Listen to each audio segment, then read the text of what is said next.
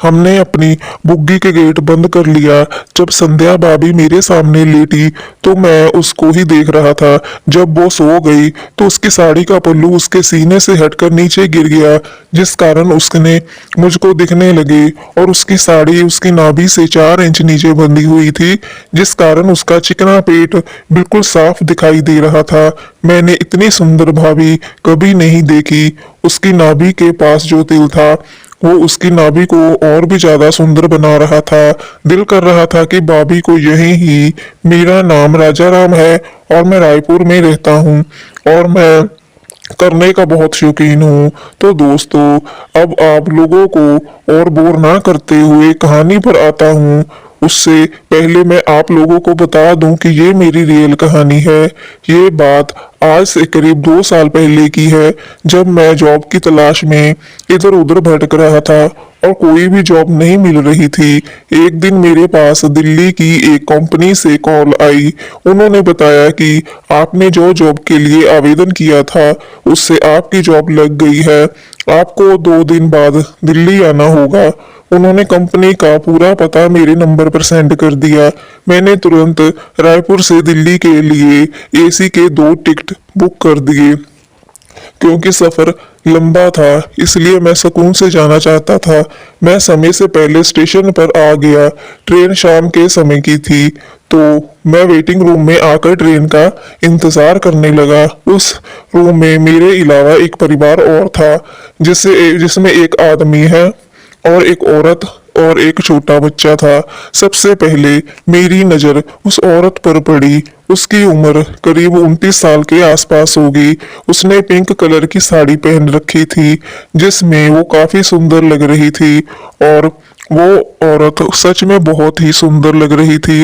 मन तो कर रहा था कि मैं इसको यहीं ही, पर क्या करता, हस्बैंड और बच्चा साथ था।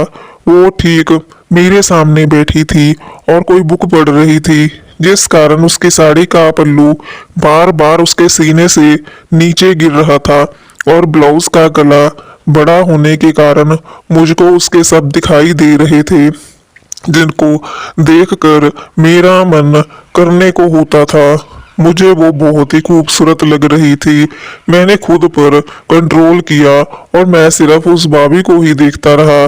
उसकी लंबी और गोल गोल आंखें, उसके गुलाबी होठ, उसके लाल लाल गाल, और उसको देखकर कोई भी पागल हो सकता था। मेरा मन तो अब बस सोच ही रहा था कि काश इस भाभी की का एक बार मौका मिल जाए।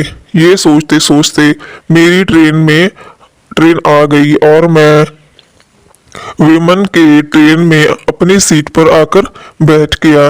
थोड़ी देर बाद मैंने देखा कि वही भाभी मेरे सामने वाली सीट पर आकर बैठ गई।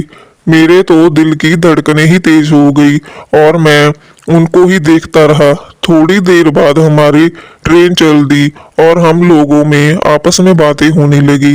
तो भाभी के हस्बैंड ने बताया कि संध्या के पापा की तबीयत खराब है, हम लोग उन्हें ही देखने जा रहे हैं। तब मुझको पता चला कि उस भाभी का नाम संध्या है। धीरे धीरे हम लोग आपस में काफी घुल मिल गए। ऐसे ही बातों बातों में वो मेरे दूर के रिश्तेदार निकले और रिश्ते में मेरी भाभी निकली। मैंने सोचा कि अब इसके घर जाना आना करूंगा, लेकिन मुझको ये क्या पता था कि आगे मेरी किस्मत में क्या है। रात को हम लोगों ने साथ खाना खाया और फिर हम सोने के लिए लेट गए। संध्या भाभी मेरे सामने वाली सीट पर लेट गई और उनके हस्बैंड ऊपर वाली सीट पर लेट गए।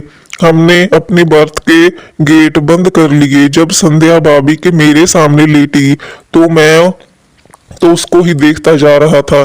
जब वो सो गई तब उसकी साड़ी का पल्लू उसके सीने से हटकर नीचे गिर गया, जिस कारण उसके मुझको सब दिखाई दे रहे थे। और उसकी साड़ी उसकी नाभि से 4 इंच नीचे बंधी हुई थी, जिस कारण उसका चिकना पेट बिल्कुल साफ दिखाई दे रहा था। मैंने इतनी सुंदर भाभी कभी नहीं देखी थी और उसकी नाभि के पास जो तिल था वो उसकी नाभि को ज्यादा सुंदर बना रहा था। दिल कर रहा था कि भाभी को यहीं ही। ये सब मैं सोच ही रहा था कि थोड़ी देर बाद संध्या के हस्बैंड का फोन आया। उसने फोन उठाया और बोला कि बस 1 घंटे में आ जाऊंगा। इसी बीच संध्या की भी नींद खुल गई और वो पूछने लगी कि क्या हुआ। तो उन्होंने बताया कि मेरे ऑफिस से फोन आया था, कुछ जरूरी काम आ गया है, मुझको ऑफिस जाना होगा। तो संध्या बोली कि मैं भी वापस चलूंगी और उसके हस्बैंड ने मना कर दिया, लेकिन वो नहीं मानी। काफी देर बाद वो मान गई और उसका हस्बैंड मुझसे बोले कि संध्या का ख्याल रखना। मैंने कहा ठीक है और अगले स्टेशन पर उसका हस्बैंड ट्रेन से उतर गया। अब बर्थ में सिर्फ मैं और संध्या और उसका बच्चा था। मैंने बर्थ का गेट बंद कर दिया और फिर संध्या सो गई। मैंने सोचा कि मौका अच्छा है और मेरे अंदर का शैतान जाग गया और मैं अपनी सीट से संध्या उठा और संध्या गहरी नींद में सो रही थी। मैं उसके पैरों के पास आकर बैठ गया और धीरे धीरे मेरे छूने का एहसास पाकर और संध्या नींद में ही आहें भरने लगी कि अचानक उसकी आंख खुल गई और ये सब देखकर वो चौंक गई और वो बोली कि क्या कर रहे हो, तुमको शर्म नहीं आती। मैंने कहा संध्या बस एक बार मेरे साथ, जब से तुमको देखा है मैं पागल हो गया हूँ। फिर संध्या को पकड़ा और उसको सीधा करके लिटा दिया। मैंने उसको काफी समझाया तो उसने जो बोला वो सुनकर मैं दंग रह गया। वो बोली कि तुमने मुझको किया है इसलिए नहीं रो रही हूँ, मैं इस तरह से हो इसलिए रो रही हूँ। मैंने कहा क्या मतलब। वो बोली कि मेरे हस्बैंड मेरे साथ सप्ताह में सिर्फ एक बार ही करते हैं और जब उनका हो जाता है तब वो हट जाते हैं और मैं भूखी रह जाती हूँ। मैंने कहा मेरी तू रो मत, आज तेरी जमकर करूंगा और तेरी मिटाऊंगा। इतना कहकर मैंने उसको अपनी बाहों में, ये सब करते करते हम दिल्ली आ गए। तब संध्या बोली कि तुम वापस कब आओगे। मैंने कहा 2 दिन बाद। तो संध्या बोली कि हम तुम्हारे साथ वापस चलूंगी और मजा लूंगी। मैंने कहा ठीक। उसने मेरे सामने अपने हस्बैंड को फोन किया और आने को मना कर दिया। बोली कि मैं राजा राम के साथ वापस आ जाऊंगी। मैंने दिल्ली के होटल में संध्या के साथ ऐसा बहुत बार हुआ जब भी हमारा दिल करता। ये कहानी काल्पनिक है, इसका वास्तविक जीवन से कोई भी संबंध नहीं है। अगर ये कहानी किसी के साथ भी मेल खाती है तो मात्र एक संयोग कहा जाएगा। ये कहानी आपको कैसी लगी कमेंट्स में जरूर बताएं। चैनल पर नए हैं तो चैनल को सब्सक्राइब जरूर करें ताकि आने वाली वीडियोस का नोटिफिकेशन आपको सबसे पहले मिल सके। Thank you for watching.